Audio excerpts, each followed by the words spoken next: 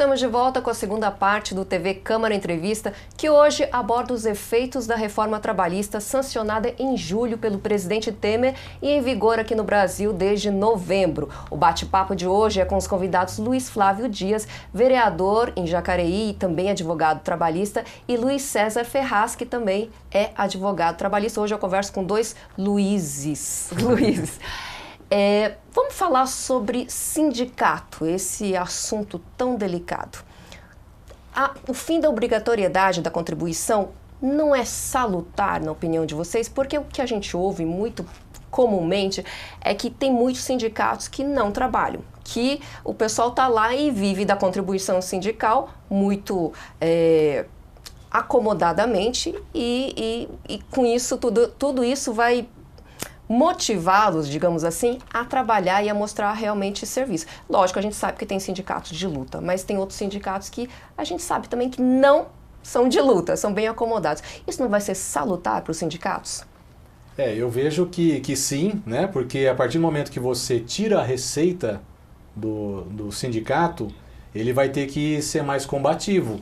Eu vou ter que lutar por mais direitos do empregado, eu tenho que aparecer mais para que eu consiga filiar novos empregados ao meu sindicato. Então, eu acredito que isso sim foi válido, que isso vai estimular o poder sindical, que o sindicato faça mais pelo trabalhador. Lógico, não generalizando, mas isso vai estimular os empregados a observarem melhor a atuação do sindicato. Falar, nossa, esse sindicato é combativo, ele realmente está vestindo a camisa. Então eu vou fazer a adesão, eu vou me filiar, eu quero ser filiado a esse sindicato. Então eu acredito que nesse ponto de vista, sim. Na verdade, essa discussão já vem lá atrás, porque a Constituição ela não permite que você obrigue alguém a se filiar a sindicato, a associações. E no modelo que era a CLT, ela obrigava a pessoa a se filiar a um sindicato. A Constituição tem como um dos princípios a liberdade de associação. Então a reforma veio para isso, para valer esse princípio. Então agora o empregado ele tem a chance, ou ele que vai avaliar se quer ser ou não filiado ao sindicato. E aí eu estou com o Luiz César, o sindicato precisa mostrar serviço, ser mais combativo para que os trabalhadores se sintam representados os seus direitos. E aí sim, contribui com o sindicato para que ele possa garantir esses direitos. Me corrija se eu estiver errada. Eu acho que, na minha opinião, a princípio, a reforma trabalhista também veio valorizar as decisões individuais e não tanto coletivas. Por exemplo, pelo menos o que diz o texto, tá? É que eu tenho a possibilidade de escolher se eu quero minhas férias em um mês, em 2 partes ou em 3 partes. Eu tenho a possibilidade de decidir se eu quero receber minhas horas extras em pecúnia ou se eu quero receber em horas tiradas na casa. Eu tenho a possibilidade de contribuir ou não sindicalmente. Então, a mim me parece que a reforma veio valorizar a sua opinião enquanto indivíduo e não enquanto coletividade. O que vocês acham sobre isso? O que a gente fala, que ela prioriza um negociado sobre o legislado. Então, se eu empregado, eu sento, negocio com o meu patrão, por exemplo, o fracionamento das minhas férias. Eu quero receber em 3 parcelas. Eu estou negociando direto com o meu patrão, preciso fazer um aditamento contratual, se o contrato já estiver ativo, ou já sentar e negociar quando da minha admissão.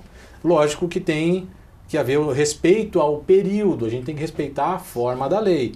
São 3 períodos? Sim, desde que um seja no mínimo 14 dias e o outro não seja mínimo de 5 dias. Então a gente tem essas regrinhas para serem respeitadas. Mas de qualquer forma, eu vejo que a negociação, a gente acaba um pouco interferindo, como o Luiz Flávio comentou, que às vezes isso pode ser que o patrão imponha determinadas situações para o empregado, justamente porque ele precisa do emprego, ele vai acabar se submetendo, vai acabar aceitando. Mas a ideia da lei, sim, foi de que o negociado prevalece sobre o legislado. Isso aí, sem dúvida, foi uma inovação. Alguns direitos eu não vejo problema de haver essa negociação individual. Por exemplo, as férias, já era comum as pessoas fazerem um acordo com o empregador, né? Então eu acho que nesse ponto não há nenhuma discordância. Mas olha para você ver, por exemplo, agora a lei autoriza a escala 12/36, ou seja, a pessoa trabalha 12 horas contínuas. E o próprio texto da lei diz que se não tiver um intervalo nessas 12 horas, será indenizado. Né? Então a lei está dizendo, olha, você pode trabalhar 12 horas. Agora você imagina uma pessoa que trabalha 12 horas numa caldeira, 12 horas dirigindo um veículo. Cadê a saúde do trabalhador? Né? E nesse caso, Luiz César, a questão do motorista de ônibus ou caminhão, se ele trabalha 12 horas seguidas, ele não só põe a saúde dele em risco, como a própria saúde dos outros. Porque o motorista que dirige 12 horas direto, a gente vê por aí tantos e tantos acidentes ocorrendo. Vai interferir, inclusive, na saúde dos demais usuários daquela rodovia. Então, tem espécies de categoria que, para mim, é inconcebível que se trabalhe 12 horas. Vamos dar o exemplo aqui dos garis. Exemplo do pessoal que recolhe reciclagem.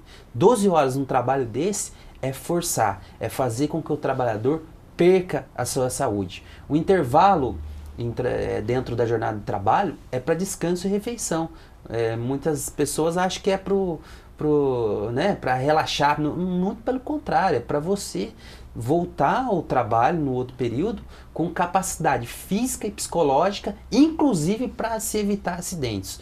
Onde acontece mais acidentes hoje são nas empresas terceirizadas, que muitas vezes não observam os direitos legalmente previstos na CLT.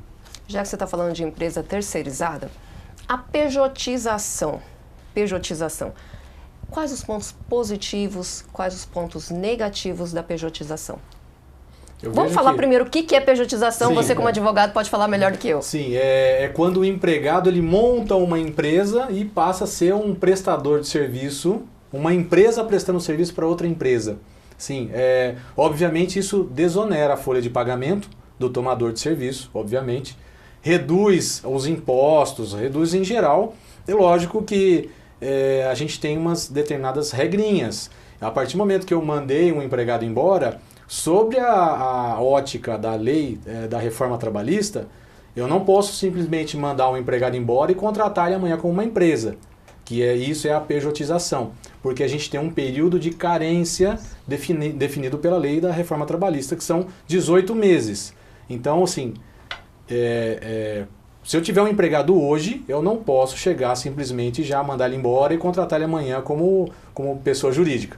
Né? Mas, por exemplo, se eu fizer um novo contrato com uma nova pessoa, que aí eu preciso de um determinado empregado, mas não é bem empregado, eu preciso de uma determinada pessoa para fazer um serviço, eu posso contratar por intermédio de uma pessoa jurídica. E, inclusive, na atividade fim, por exemplo, eu sou um escritório de advocacia, eu posso contratar um advogado que tenha uma outra sociedade de advogados para prestar serviço na minha atividade fim. E isso é a ideia da pejotização. Então, a ideia da lei foi fomentar o emprego, fomentar o trabalho, na verdade. Né? Então, nesse prisma da lei, a ideia foi boa. Tá? Cuidado sempre, que a gente tem que prestar atenção, que se a gente fez essa pejotização, mas eu tratar esse prestador de serviço, empresa, como um empregado, eu estou burlando a ideia da lei e ele acaba sendo meu empregado, eu posso ter problema na Justiça do Trabalho. Até porque alguns empregadores, isso não é a totalidade, utilizam da pejotização para burlar a CLT, porque quando é pessoa jurídica, eu não pago 13º, eu não pago férias, uma série de outros direitos que estão inclusive garantidos na nossa Constituição. Então, na verdade, o que visa a lei é fazer com aquela atividade que a empresa precise, que não é a finalidade dela principal, não é aquilo que está ligado ao negócio principal dela, seja feito por um autônomo, nesse caso. Mas o que não pode ser feito é o empregador tentar mascarar a CLT utilizando esse artifício de contratar uma pessoa jurídica. Nós já conseguimos na Justiça vários casos em que as pessoas fizeram a contratação depois de estar empregado mediante CLT, transformar em pessoa jurídica, voltar ao quadro anterior, de ser empregado, porque na verdade o objetivo era mascarar uma relação de emprego, e a CLT é muito claro no seu artigo 9. Todo ato que tende a mascarar a CLT tem que ser nulo. E a pejotização, ela tende a solapar, como a gente ouve por aí falar, solapar a CLT?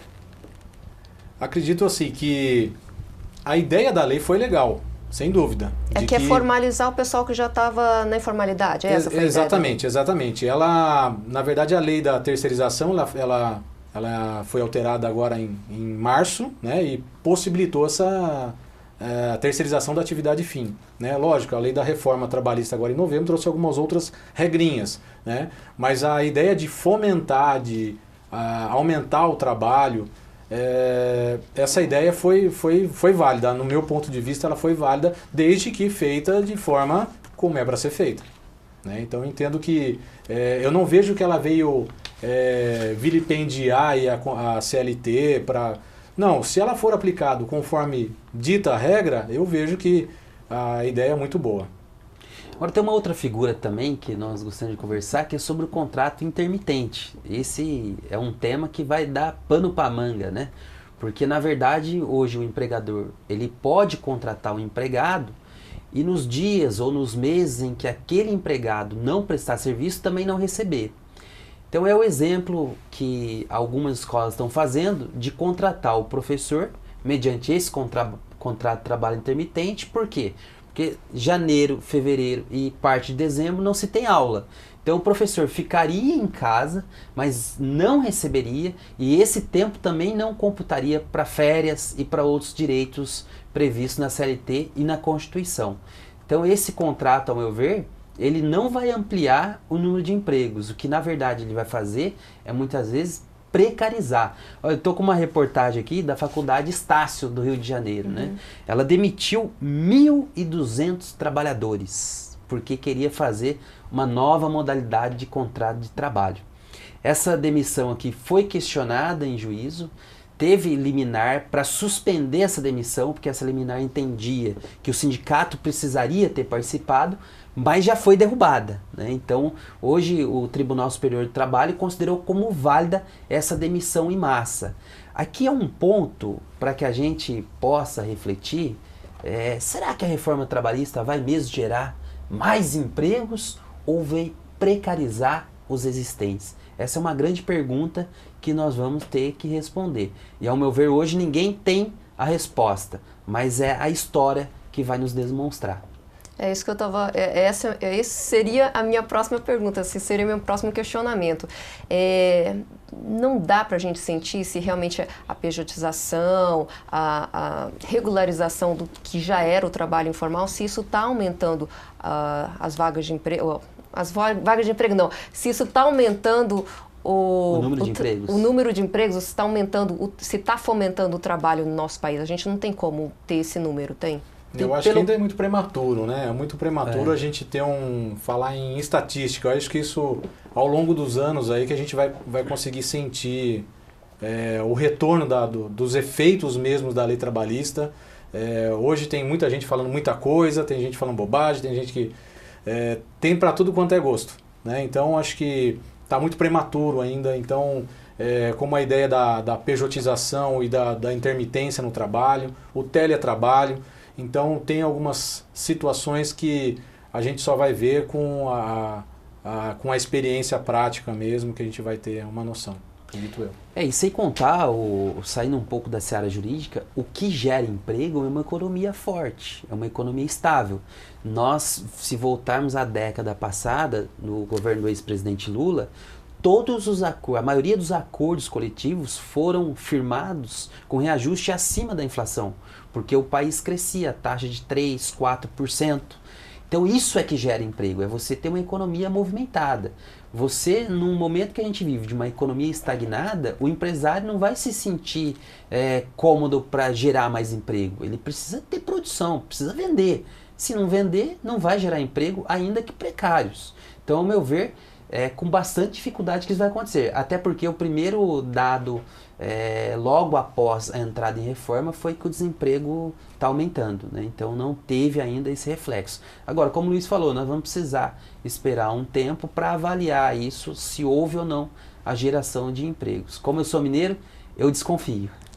E vocês que lidam com o público, você é advogado trabalhista, o Luiz Flávio lida bastante com o público sendo vereador, como é que vocês sentem o público em relação à reforma trabalhista? Vocês sentem que realmente há insatisfação em relação às decisões tomadas? Vocês não sentem que de repente tem gente que está muito mais aliviado porque não é obrigatória essa contribuição sindical? Porque agora eles podem tomar algumas decisões que antes seriam tomadas pelo sindicato. Como é que o público, de maneira geral, porque parece que a gente tem uma discussão a nível de sindicato e a nível de advogados, mas como é que o público o trabalhador de fato está sentindo essa reforma trabalhista?